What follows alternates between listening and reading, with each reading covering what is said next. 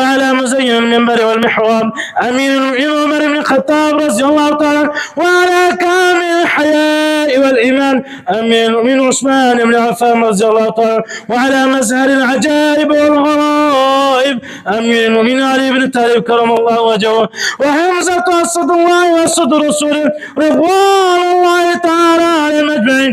اللهم اغفر للعباس ولد مغفرة ظاهرة ولا لا تغادر ذنبا. الله في أصحابي لا تتخذوا من مال غررا، فمن أحبهم فبحبي أحبهم، ومن أبغضهم فببغضي أبغضهم، وخير أمتي قرني ثم الذين يلونهم والسلطان المسلم لا في الأرض منال السلطان لا في الأرض. والله إن الله يأمر بالعدل والإحسان وإيتاء ذي القربى والفحشاء والمنكر والبغي يعظكم لعلكم تذكرون. فاذكروا الله يذكركم